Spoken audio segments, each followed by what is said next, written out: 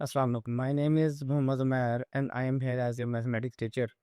आज हम class 10th का एक्सरसाइज 1.1 का क्वेश्चन नंबर 3 करेंगे। क्वेश्चन नंबर 3 है और कहते हैं कि फाइंड एक्स एंड वाई। फिर आपके पास इक्वेशन दी गई है 2x plus 5 plus y minus 3 iota is equal 1 plus 2 iota. So आपने सबसे पहले आइडेंटिफाई करना है कि अगर मैं इसे सिंप्लीफाई करना चाहता हूँ तो क्या मेरे पास यहाँ पर रियल और इमेजिनरी पार्ट सेपरेट हैं। अब रियल और इमेजिनरी पार्ट सेपरेट होने का मतलब क्या है कि मेरे पास कॉम्प्लेक्स नंबर हमें पता लिखे जाते हैं in the form of a plus B iota, जिसको हम स्मॉल जी के इक्वल कहते हैं।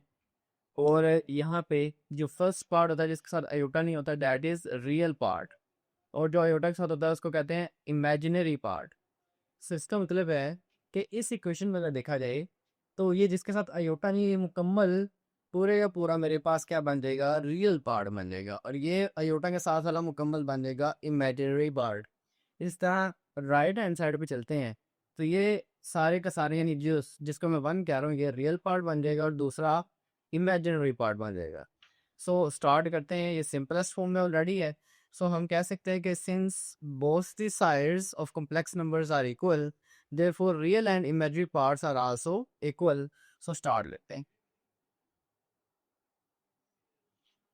और ये स्टेटमेंट ऐड करते हैं। इसका मतलब है कि मैं बोथ साइड्स को कंपेयर करने लगा हूँ। सो मैं यहाँ अब लिख सकता हूँ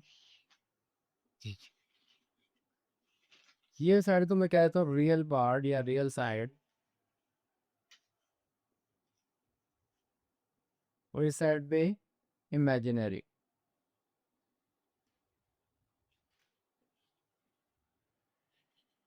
सो मेरे पास रियल पार्ट क्या है, real part is 2x plus 5 और यहाँ पे 1। सो मेरे पास आ जाएगा 2x plus 5 is equal 1 as it is y minus 3 is equal, iota का सिंबल था, अयोटा का सिंबल नहीं लिखेंगे क्योंकि मैं इमेजिनरी बोल रहा हूँ, और अगर मैंने इमेजिनरी बोल दिया इसका मतलब अयोटा वाली ही रकम है।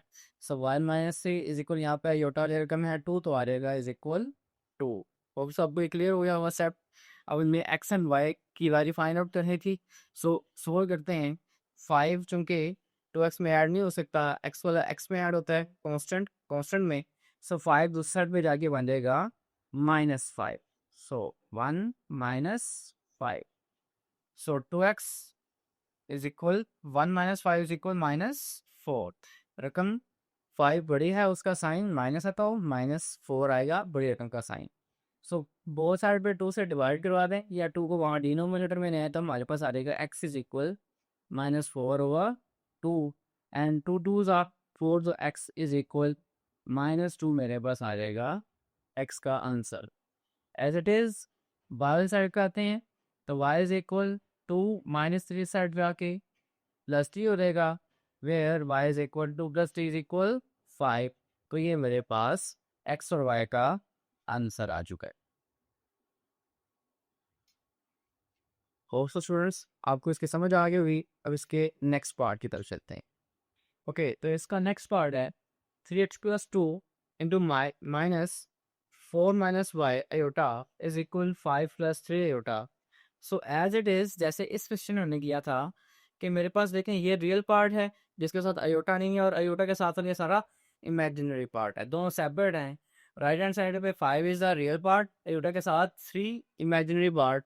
तो मैं इन दोनों साइड्स को भी एक दूसरे के साथ कंपेयर कर सकता हूँ। रिजल्ट लिख के सिंस जैसे यहाँ पे complex numbers are equal so the real and imaginary parts must be equal. तो ये स्टेटमेंट मैं दोबारा लिख रहा हूँ। जैसे आपने रीजन दी तो आपने स्टार्ट कर देना है real part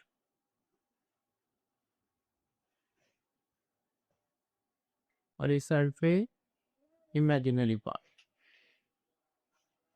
Give me a pot. Wood. चाचू देखो ओके सो मेरे पास रियल पार्ट क्या है यहाँ पे 3x प्लस 2, और राइट हैंड साइड पे रियल पार्ट है 5 तो इज इक्वल 5 लिखेंगे। As it is imaginary part की अगर बात करें तो इमेजिनरी पार्ट अयोटा के साथ वाला है, और ब्रैकेट के बाहर देखें माइनस लगा हुआ है, सो ये माइनस भी इमेजिनरी पार्ट में इंक्लूड है। सो हम लिखेंगे minus into 4 minus Y is equal, इस साइड भी इमेजिनरी पार्ट आयोटा के साथ है 3, तो 3 आ गया। होप सो आपको ये क्लियर हो गया होगा। वैल्यू निकालते हैं।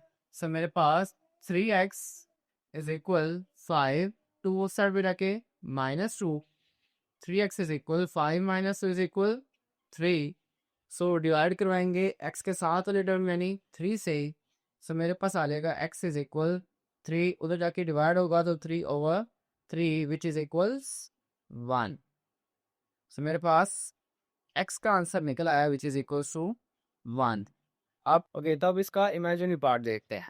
सो मेरे पास है -4 minus Y is equal 3, minus से इधर मल्टीप्लाई कराते हैं।